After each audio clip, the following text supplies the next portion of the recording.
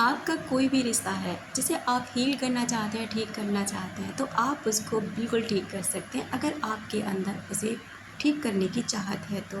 रिश्ता कोई भी हो सकता है, किसी के भी साथ हो सकता है। जो रिश्ता अभी फ़िलहाल में आपका ख़राब हो गया है, तो आप कुछ प्रैक्टिकल चीज़ें करके ना उस रिश्ते को काफ़ी हद तक ठीक कर सकते हैं। जिस वजह से वो ख़राब हुआ है ना, उसी वजह से आप उसे ठीक भी कर सकते हैं।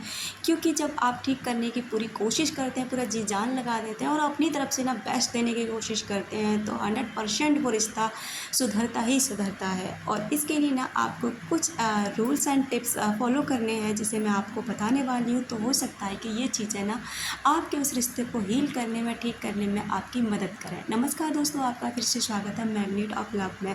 आई होप आप सभी बहुत अच्छे से रह रहे होंगे और अपने अपने सेल्फ लव पर काम ज़रूर कर रहे होंगे। सबसे पहले तो आप ये नोटिस करने की कोशिश कीजिए कि ये रिश्ता ख़राब हुआ किस तरह से है।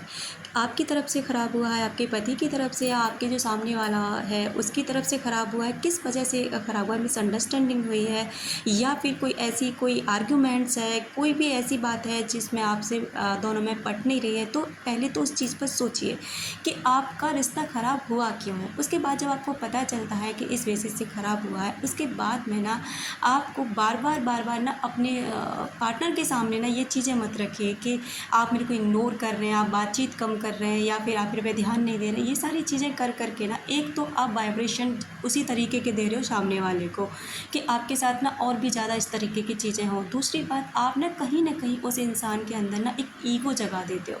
उस इंसान को ये लगने लग जाता है कि आप ना पूरी तरह से उसके ऊपर डिपेंडेंट हो। अगर वो बात नहीं करेगा तो आप परेशान हो जाएंगे, अगर वो आपको भाव नहीं देगा तो आप परेशान हो जाएंगे, अगर वो आपको अच्छा फ़ील नहीं कराएगा तो आप बुरा फ़ील करने लग जाएंगे। यानी कि हर तरीके से ना आप मेंटली, फिज़िकली, हर तरीके से आप ना उसी व्यक्ति के ऊपर डिपेंडेंट हो, चाहे कुछ भी हो जाए। इसलिए ना ये चीज़ें करना थोड़ा बंद कर दीजिए, और हो सके तो करिए ही मत, और सेल्फ ग्रोथ पर ध्यान देने लग जाइए। और बहुत से लोग ये भी कहते हैं कि हम पास में रह कर के ऐसी चीज़ें कैसे करें।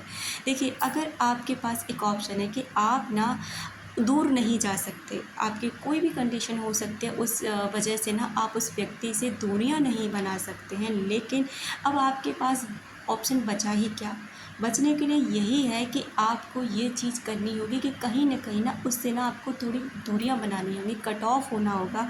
जैसे कि सेल्फ ग्रोथ पर ध्यान देना, अपने आप में खुश रहने की कोशिश करना, अपने लिए कुछ ऐसी चीज़ें करते रहना जिससे आप ना बिज़ी रहने लग जाओ। कोई ऐसा शेड्यूल बना लेना जिससे, चाहे आप बुक्स में अपना ध्यान बाँटें, चाहे आप कोई छोटा-मोटा काम करके, चाहे कहीं पे भी आप अपने आप को बिज़ी रख सकते हैं। जिससे क्या होगा ना कि आपका ना फालतू चीज़ों की तरफ ध्यान ना बिल्कुल भी नहीं जाएगा।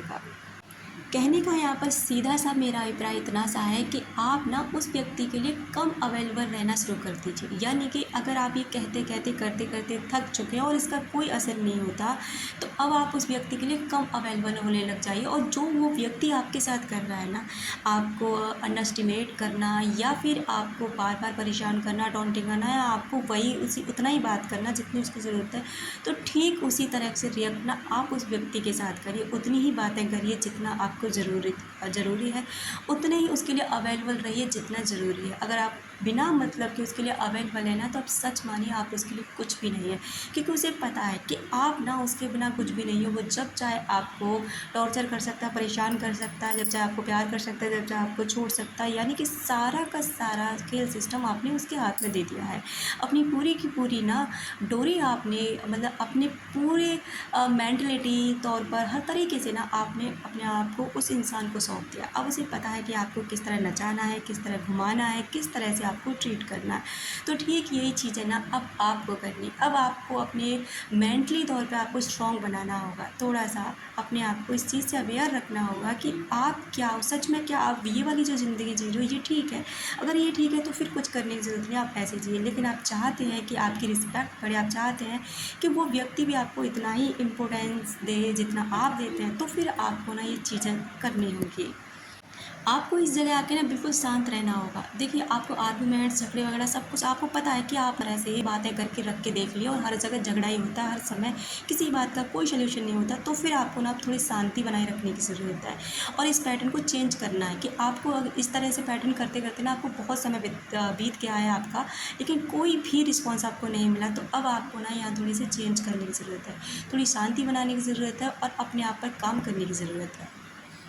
अपनी बातों को सामने वाले के सामने इस तरह से रखिए, अगर कोई बात आपको मिसअंडरस्टैंडिंग हुई है या फिर कोई भी आपको लगता है कि गैप्स आ गया, इस रिश्ते में थोड़ा गैप आ गया, तो इस रिश्ते पे ना बैठ के बात करिए। तो आराम से नॉर्मल तरीके से, बिल्कुल नॉर्मल, ना ही तो आपको आर्ग्यूमेंट्स करना है, ना ही आपको झगड़ा करना, ना ही आपको कुछ ऐसे वर्ड्स बोलने हैं जिनसे ना सामने वाले को गुस्सा या कोई परेशानी हो। इसलिए आपको ना क्या करना है कि बहुत ही नॉर्मल तरीके से इस पर बात करनी है कि ये फील होने लगा है इस चीज़ में। तो आप ना ऐसे करके, ऐसा नहीं कि बहुत से लोग ना क्या करते हैं, अरे हम तो बात ही कर रहे थे झगड़ा हो गया, अरे हम तो नॉर्मल से बात कर रहे थे पर झगड़ा हो कैसे गया।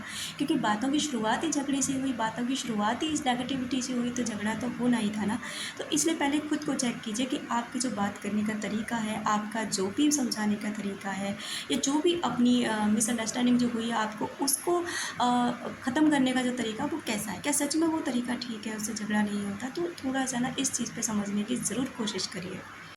अब बहुत से रिश्ते ऐसे हैं जो आपसे दूर हैं, जिनके आप पास नहीं हो, आपसे बाहर रहते हैं। तो अब उन रिश्तों के लिए कैसे ऐसे करें? तो देखिए, उनके लिए आपको क्या करना है, अगर आपको लगता है कि सामने वाला ना फुल दूरी बना चुका है, वो बिल्कुल आपको ब्लॉक कर चुका है, हर तरीके से आपको बिल्कुल आपसे बात नहीं कर रहा, कोई भी मतलब नहीं रख रहा है, तो आपको ना जो सबसे ज़्यादा सब लोग गलती करते हैं, वो क्या करते हैं, बार-बार कॉल मैसेज करना, बार-बार कहीं न कहीं उसके पास कुछ मैसेज भिजवाना किसी के भी थ्रू, बार-बार ना उसको ज़रा सा भी अनब्लॉक किया, तुरंत कॉल पे कॉल, मैसेज पे मैसेज, इतने ज़्यादा परेशान खुद हो जाते हो, सामने वाले को कर देते हो, फिर से ब्लॉक कर देता है।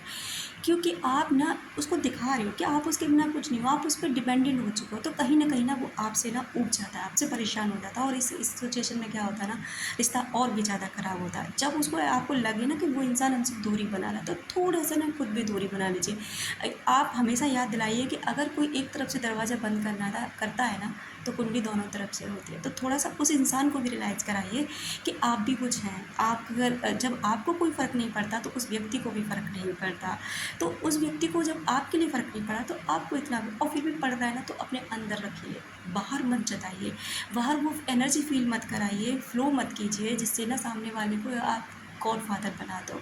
तो ये चीज़ें समझ लीजिए कि आप ना वहाँ पे थोड़ा शांति बनाएँ, और जब टाइम आता है आपको खुद के ऊपर ध्यान देने का, खुद से मिलने का, सेल्फ़ रिस्पेक्ट का और सेल्फ़ लव का, तब आप अपने आप को एक ऐसा इंसान बना के निकालते हैं कि वाक़ई में जब इंसान आपको छोड़ के जा, उस इंसान को सच में फ़ील होता है कि उसने क्या खोया है, और उसे ये एहसास होने का मौका तो दीजिए। और अगर आपके रिश्ते में सच में जाना है, तो इतने सारे रिश्ते बहुत अच्छे सुधर जाते हैं जब आप उन्हें सुधरने का मौका देते हैं। आई होप कि आप सभी बहुत अच्छे से समझ गए होंगे। अपना रखें ख़्याल, अपनों का रखें ख़्याल।